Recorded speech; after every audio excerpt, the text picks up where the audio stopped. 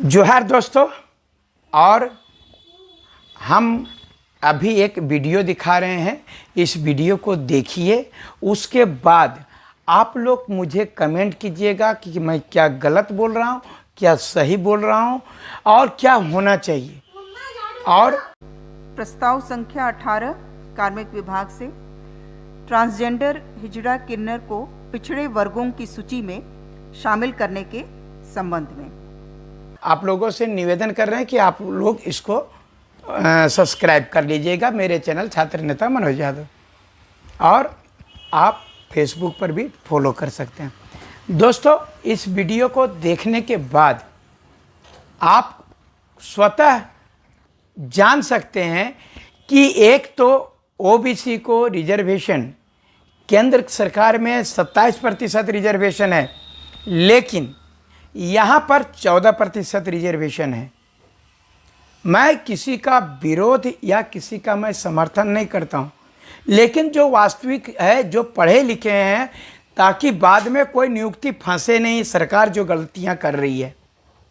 आप बताइए कि कहा गया है जो किन्नर होंगे, यानी जो मैंने किसी भी मैंने लिंग में नहीं आएंगे, या पुल्लिंग या स्त्रीलिंग, या कहिए इसको कि खुद ही बोलें किन्नर मतलब हिजड़ा, उसको ओबीसी का दर्जा दिया जाएगा।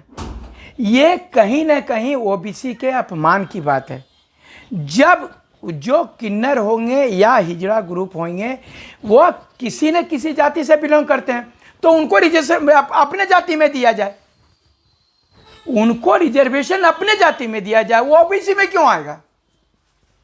अगर यदि वो जनरल का है तो जनरल में, ओबीसी में रिजर्वेशन के लिए आप उसको ठूस रहे हैं। वहाँ पर 40% बाहरी को दे रहे हैं, 40% घटा ये वहाँ ना उधर काट करके।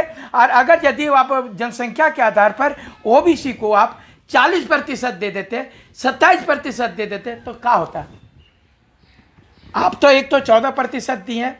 आप, मैं बता रहा हूँ, मैं समर्थन नहीं कर रहा, विरोध कर रहा हूँ, सिर्फ आप सोचने का, आप जो है एक निष्पक्ष पढ़े लिखे विद्वान की तरह सोच करके देखिए। जब केंद्र सरकार ने 10% रिजर्वेशन ईडब्ल्यूएस के किया, तो राज्य सरकार ने उसको जैसे तैसे, जैसे के तैसे उसको एक्सेप्ट किया। केंद्र सरकार में किसी को कम रिजर्वेशन है, लेकिन फिर भी यहाँ पर जनसंख्या के आधार पर ज़्यादा रिजर्वेशन दिया गया कि उनकी जनसंख्या ज़्यादा है। लेकिन यहाँ ओबीसी का जनसंख्या ज़्यादा होने के बावजूद भी रिजर्वेशन कम दिया गया। बाहरियों के लिए 40% है, 60-40 में बाहरियों के लिए 40 है, लेकिन यहाँ के ओबीसी के लिए 14 से ज़्यादा नहीं है। और उसमें भी हिजड़ा ग्रुप उसी में डाल दीजिएगा, किन्नर ग्रुप उसी में डाल दीजिएगा। अपना जाति का है, जहाँ पर वो है, वह जिस जाति का है वो किन्नर उसमें रहेगा। हम उसका तिरस्कार नहीं कर रहे। ओबीसी में क्यों आएगा दूसरा वाला? अगर ओबीसी का किन्नर होगा ओबीसी में रहेगा। हम थोड़े ना उसको विरोध कर रहे हैं। मित्रों, मैं बता रहा हूँ, ये सरकार सिर्फ और सिर्फ ओबीसी को पूरी तरह से बर्बाद करने पर लगी हुई है। ये कभी भी सीधे बात भर करके चुनाव के पहले मैनिफेस्टो में कहा था कि ओबीसी को 27% रिजर्वेशन देंगे। कब देंगे? 5 साल तो खत्म हो गया, सारी नियुक्ति तो खत्म हो गई, सब 7 जिला में तो 0 कर दिए, पीजीटी में तो 0 कर दिए। अगर आप कब दीजिएगा? और ऊपर से बाहर से भी हिजड़ा को इसी में घुसा दीजिएगा। ये आप लोग नहीं जगिएगा तो ये सवाल, मैं जातीयता नहीं कर रहा हूं मेरे मित्रों, मैं कह रहा हूं अगर आप निष्पक्ष मर्द होंगे, सही बात, मर्दानगी की तरह आप अपने जगह रख करके सोचिए, चाहे किसी भी ग्रुप का आदमी हो, कि ये गलत है कि नहीं है। लेकिन यहां पर जिस समय 14% रिजर्वेशन हो रहा था, उस समय ओबीसी नेता सब लोग चुप रहा, और आज हिजड़ा घुस जा रहा है तभी ओबीसी नेता चुप हो जा रहा है। काहे को रहेगा? अपना अपना ग्रुप में जाए, अपना अपना ग्रुप में। अगर यदि ईडब्ल्यूएस है, जनरल है, तो और 40% बाहर में खाली पड़ा हुआ, उसमें दे दीजिए उन लोगों को। अलग से 5% दे दीजिए, अलग से 10%। उनका हम सम्मान करते हैं, वो भी आदमी है, उसका सम्मान करते हैं, उनको अलग से 5% दे दीजिए। जब देवे कर रहे हैं तो 5-10 दे दीजिए उसको। जो बहरिया 40 ले जाएगा वह 5% ले ले। 5% ओबीसी में काहे घुसाइएगा? ओबीसी में तो मात्र 14% रिजर्वेशन है।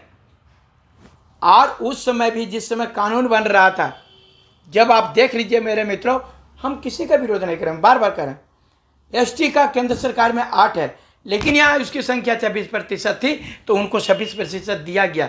मैं समर्थन करता हूँ, 2% और दे दीजिए, 28 कर दीजिए। आप जो ईडब्ल्यूएस को वहाँ से 10 गया, यहाँ 10 और दे दीजिए, 2-4%, कोई दिक्कत नहीं। एससी को जो है वहाँ पर जो है 17% रिजर्वेशन है, यहाँ पर जनसंख्या के आधार पर जो है 10%, उसको भी 2% और दीजिए। लेकिन मेरा 27% केंद्र में ओबीसी का रिजर्वेशन है, तो फिर यहाँ 27% रिजर्वेशन क्यों नहीं दिया गया? जबकि जनसंख्या 54% है, उसके बावजूद भी 27%। कब तक ओबीसी जो है ताली बजाते रहिए, बजाइए, और बजाने वाला सब एकरे में घुसा दे रहा है, और बजाते रहिए। इस वीडियो को देखने के बाद अगर यदि कोई भी ग्रुप का, मैं किसी का जो है बोल रहे हैं, ना ही अपमान ना ही सम्मान की बात कर रहा हूँ, ना ही मैं विरोध ना ही मैं समर्थन का बात कर रहा हूँ। आप इस बात को समझ करके देखो। बहुत सारे लोगों ने मुझे फ़ोन करके बोला कि मनोज भैया आप ये दिन भी देखना पड़ गया कि एक तो 14% है, ओकरों में बाहर से ला करके उसी में घुसेड़ दिया जाएगा।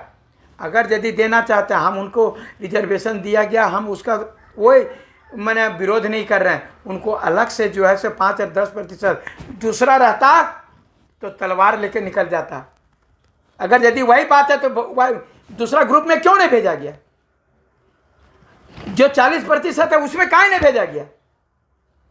और दूसरा ग्रुप का है तो उसको मेरे में क्यों पटका जाएगा? उसको अपने ग्रुप में भेजिए। सही से हम हक की बात कर रहा हूं। अगर यदि वो ईडब्ल्यूएस का यदि कोई इस प्रकार का है, भगवान ने उनके साथ अन्याय किया है, तो वो अपना ईडब्ल्यूएस में ले, 2% मांगे, 4% मांगे। अगर एसटी है तो एसटी में 2% 4% मांगे, एससी है तो एससी में 2-4% मांगे, और नहीं तो सारा को छोड़िए, ककरों में नहीं जाएगा। उस सबको उठा करके जो 40% बहरिया है, आप बहरिया को 40% दे सकते हैं, तो इनको 10-5% दे दीजिए, जाएगा। हम मर के काय को चढ़ रहे हैं?